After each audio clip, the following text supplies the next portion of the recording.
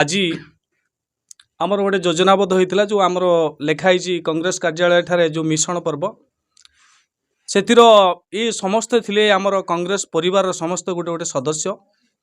परस्पर भितर मनमालिन भितर से विभिन्न विभिन्न दल को चली जाते बीजेडी बीजेपी को किसी लोक स्वाधीन थे किंतु एमाने मो सहित जोगाजोग करते स्वेच्छाकृत भाव में आम भाई दल को फेरबू मुझे प्रतिश्रुत देती ठीक अच्छी आम समस्ते दल को फेरी आस मिलमिशी कांग्रेस दल जो भली दीर्घ 30 वर्ष तलर समस्त दुख सुख साथी काम करुला से समस्ते मिलमिशी काम करवा आ समस्त मत आसी हठात मोर सका 8:30 समय एक्सीडेंट होवर किसी बंधु मैंने जापारे खगेश्वर दास मेडिकल अच्छी आज मिश्रण पर्वटा कैंसल हम किंतु मु मेडिकल ट्रिटमेंट हवा संगे संगे तत्पर सहायतार मुझे कांग्रेस कार्यालय ऑफिस रे पहुंची एवं सबू भाई मानू आमर दलर नितानंद बड़ भाई को कही आज मिश्रण पर्व आयोजन अच्छी माने निश्चय हम आम जोगाजोग भितर किसी भाई मान पाखे मोबाइल नहीं जोगाजोगर विच्छिन्न सत्ते आउ 20-22 परिवार से माने आसी पारना परवर्ती समय आम मिसेबा यथासंभव भाव में किसी भाई आम सहित आसिक जोग देइचंती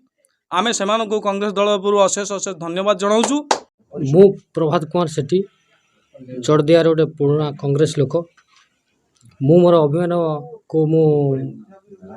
अभिमान करी मु छाड़ी पलि जाइतिली दल को प्रत्येक दल को गले भी मो कांग्रेस को केबे मु भूली परिनी मु मो परिवार को मु फेरी आसी आ कोन कहबी मते भारी दुख लगिला मु एतले मु अले दल धक्का खाइली मु खर्च करे लोक संपूर्ण मु खर्च करे मो आपा सहित मोर मोर समस्त परिवार कांग्रेस गोटे ब्लड कार्ड देले कांग्रेस लोक मु बोरिया जेना केस भी टोटाल मु कांग्रेस मो आपा भी अनुदान अच्छी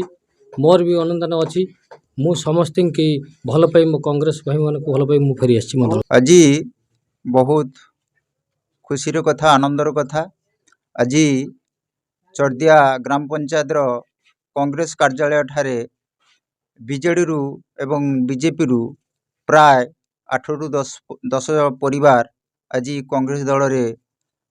दलर नीति आदर्श को से माने मानी बीजेडी रु से माने छाड़ी आज स्वेच्छाकृत भाव में कांग्रेस दल रे आज सामिल होती से कांग्रेस दल तरफ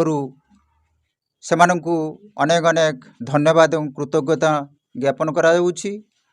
मु आशा करुच्ची जो परी भाव में कांग्रेस दल रे क्षमतार थिबा बीजेडी रो कर्मी माने नेता माने एवं बीजेपी रो किछि कर्मी माने आसी सामिल होउछंती आगामी दिन रे आहुरी अधिक रो अधिक सामिल हेबे